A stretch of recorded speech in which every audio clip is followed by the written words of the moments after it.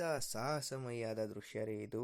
ನಮ್ಮ ಹೀರೋ ಪಾಂಡವನ್ನು ತನ್ನ ಬೆನ್ನಿಗೆ ಒಂದು ಬಟ್ಟೆಯ ಮುಖಾಂತರ ಕಟ್ಟಿಕೊಂಡು ಭೀಕರವಾದ ಬಂಡೆಯನ್ನೇ ಹತ್ತುತ್ತಿದ್ದಾನೆ.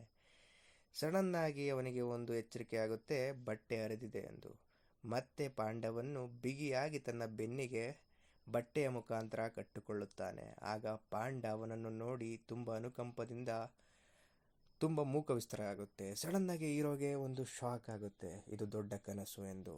ಕಾಡಿನಲ್ಲಿ ನಮ್ಮ ಹೀರೋ ಅವನ ಅಸಿಸ್ಟೆಂಟ್ ಜೊತೆಗೆ ಹೋಗುತ್ತಿರುತ್ತಾನೆ. ಆಗ ಅಸಿಸ್ಟೆಂಟ್ ಕೇಳ್ತಾನೆ, ಏನಾಯಿತು ಸರ್, ಇಷ್ಟೊಂದು ಜೋರಾಗಿ ಕಿರ್ಚಿದ್ರಲ್ಲ? ಆಗ ನಮ್ಮ ಹೀರೋ ಹೇಳ್ತಾನೆ, ನನಗೆ ಪಾಂಡದ ನೆನಪಾಯಿತು, ಒಂದು ಬೆಟ್ಟ ಹತ್ತುತ್ತಿದ್ದೆವು ಅನ್ನೋದ್ರ ಬಗ್ಗೆ ತಿಳಿಸುತ್ತಾನೆ.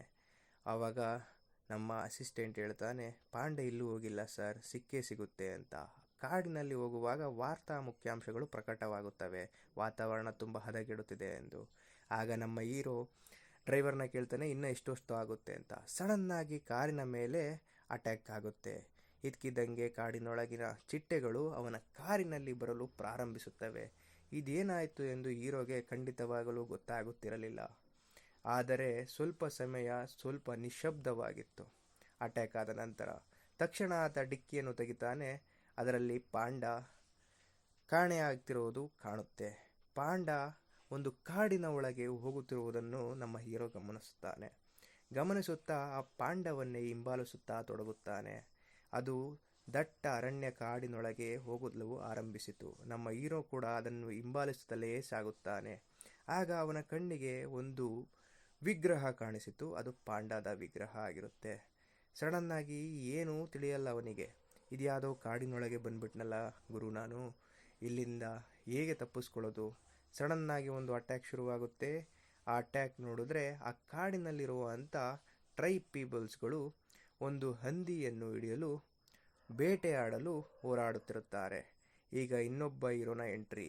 ಈತ ಕಾಡಿನ ಅತ್ಯಂತ ಟ್ರೈಬ್ನ ಬೇಟೆಗಾರ ಆಗಿರುತ್ತಾನೆ. ಇವನು ಅದನ್ನು ಆರಂಭಿಸುತ್ತಾನೆ.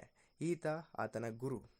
ಇವನು ಯಾವ ರೀತಿ ಎಂದರೆ, ಯಾವುದೇ ಕೆಲಸ ತನ್ನ ಶಿಷ್ಯರು ಮಾಡಿದ್ದರೂ ಅವನು ತಾನೇ ಮಾಡಿದನೆಂದು ಹೊಗಳಿಕೊಳ್ಳುವ ಅಂತ ಗುರು. ಆತ ಹೋಗುತ್ತಿರುವಾಗ ಒಂದು ಮರದ ದಿಂಬಿ ಅಡ್ಡಕ್ಕೆ ಬರುತ್ತೆ. ಬಂದ ತಕ್ಷಣವೇ ಅವನು ಎಗರಿಸಿ ಮುಂದಕ್ಕೆ ಬೀಳುತ್ತಾನೆ. ಆತನ ಕೈಗೆ ಆಗಿದ್ದು ತುಂಬ ದೊಡ್ಡ ಗಾಯ. ಆದರೆ ನಮ್ಮ ಚಿಕ್ಕ ಹೀರೋ ಆ ಹಂದಿಯನ್ನು ಹಿಡಿಯಲು ತುಂಬ ಪ್ರಯತ್ನಿಸುತ್ತಾನೆ. ಅದನ್ನು ಬೇಟೆಯಾಡಲು ತುಂಬ ಶಕ್ತಿಯುತವಾಗಿ ಹೋರಾಡುತ್ತಿರುತ್ತಾನೆ.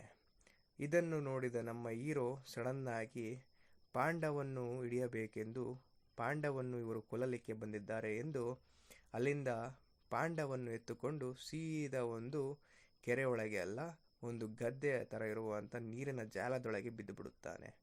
ಇದನ್ನು ಗಮನಿಸಿದ ಒಬ್ಬ ಟ್ರೈಬ್ನ ನಾಯಕ ಇನ್ನೊಬ್ಬ ಯಾರೋ ನಮ್ಮ ಕಾಡಿನೊಳಗೆ ಬಂದಿರುವುದನ್ನು ಗಮನಿಸಿ, ಇವನನ್ನು ತಕ್ಷಣವೇ ನಾವು ಎತ್ತುಕೊಂಡು ಹೋಗಬೇಕು, ನಮ್ಮ ರಾಜರ ರಾಣಿಯ ಆ ಸ್ಥಾನಕ್ಕೆ ಕರೆದು ಇವನನ್ನು ನೀಡಬೇಕು ಎಂದು ಅವನನ್ನು ಒಂದು ಮರದ ದಿಮ್ಮಿಯೊಳಗೆ ಕಟ್ಟಾಕಿಕೊಂಡು ಕರ್ಕೊಂಡು ಹೋಗುತ್ತಿರ್ತಾರೆ. ನಮ್ಮ ಹೀರೋಗೆ ಸಡನ್ನಾಗಿ ಏನಾಗ್ತಿದೆ ಅಂತಲೇ ಗೊತ್ತಾಗಲ್ಲ. ಬರೀ ಚಿಟ್ಟೆ ಹಾರುತ್ತಿರೋದು ಕಣ್ಣಿಗೆ ಕಾಣುತ್ತೆ. ಈಗ ಅವನನ್ನು ಕರ್ಕೊಂಡು ಆ ಕಾಡಿನ ಟ್ರೈಬ್ ಪೀಪಲ್ನ ರಾಣಿ ಇವಳು ನಡೆಯುತ್ತಿರುವುದು ನಿಮಗೆ ಆಶ್ಚರ್ಯಕರವಾಗಿರಬಹುದು. ತುಂಬ ಸುಂದರವಾಗಿ ಕೂಡ ಇದ್ದಾಳೆ. ಈಗ ಜನರು ಸೇರಿರುವುದು ಹಾಗೂ ಪಂಚಾಯಿತಿ ಏನು ನಡೆಯುತ್ತಿದೆ ಅದರ ಬಗ್ಗೆ ಕೇಳುತ್ತಿರುವ ರಾಣಿ. ಈಗ ಅವನ ಶಿಷ್ಯ ಕೇಳುತ್ತಾನೆ, ಏನು ಬೇಟೆ ಮಾಡಿದ್ದೀರಾ ಅಂತ. ಆಗ ಆ ಗುರು ಇರುತ್ತಾನಲ್ಲ, ನೋಡಿ ನಾನು ಈ ಬೇಟೆಯನ್ನು ಸಾಧಿಸಿದ್ದೇನೆ ಎಂದು ಹೊಗಳಿಕೊಳ್ಳಲು ಶುರು ಮಾಡುತ್ತಾನೆ. ಆದರೆ ಈ ರಾಣಿಗೆ ಗೊತ್ತು, ಈತ ಏನು ಮಾಡಲಿಕ್ಕೆ ಸಾಧ್ಯವಿಲ್ಲ. ಅವನ ಶಿಷ್ಯಂದರು ಮಾಡಿರ್ತಾರೆ, ಅದರ ಹೆಸರು ಪ್ರತಿಫಲವನ್ನು ಇವನು ತೆಗೆದುಕೊಳ್ಳುತ್ತಾನೆ ಎಂದು ಅವಳು ಹೇಳುತ್ತಿರುತ್ತಾಳೆ. ಆಗ ಆ ಗುರುವಿಗೆ ಅರ್ಥವಾಯಿತು, ನನಗೆ ಬೆಲೆಯೇ ಇಲ್ಲ, ಅವರು ಮಾಡಿದ್ದು ಕೆಲಸ ಎಂದು ಯಾವಾಗಲೂ ಹೇಳುತ್ತೀರಾ, ತಾನು ಮಾಡಿದ್ದು ಕೆಲಸ ನಾನು ಮಾಡಿದ್ದು ಕೆಲಸ ಎಂದು ಯಾವತ್ತೂ ನನ್ನನ್ನು ಪರಿಗಣಿಸಿಲ್ಲ ಎಂದು ಬೇಸರವನ್ನು ವ್ಯಕ್ತಪಡಿಸುತ್ತಾನೆ. ತಕ್ಷಣ ರಾಣಿ ಅವನಿಗೆ ಪನಿಷ್ಮೆಂಟ್ ಕೊಡಲು ಶುರು ಮಾಡಿಸ್ತಾಳೆ.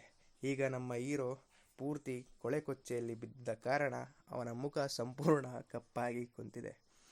ಪಕ್ಕದಲ್ಲಿ ಅವನಿಗೆ ಇದ್ದಂಥ ಹುಡುಗನನ್ನು ಕೇಳುತ್ತಾನೆ, ಏನು ನಡೀತಿದೆ ಇಲ್ಲಿ, ಏನಾಗ್ತಿದೆ, ಏನು ತಿಳಿತಿಲ್ವಲ್ಲ ಅಂತ. ಸೊ ಅವಾಗ ಇನ್ನೊಬ್ಬ ಇದ್ದವನು, ಇದು ನಮ್ಮ ಟ್ರೈಬ್ನ ಆಚರಣೆ ಆಗಿರುತ್ತೆ ಅಂತ. ತಕ್ಷಣವೇ ಪಾಂಡ ನೀರಿನಿಂದ ತನ್ನ ದೇಹವನ್ನು ತೊಳೆದುಕೊಂಡು ರಾಣಿಯ ಮುಂದೆ ಬಂದು ನಿಂತು ಬಿಡುತ್ತೆ. ರಾಣಿಗೆ ಅಚಾನಕ್ಕಾಗಿ ಶಾಕ್ ಆಗುತ್ತೆ. ಏಕೆ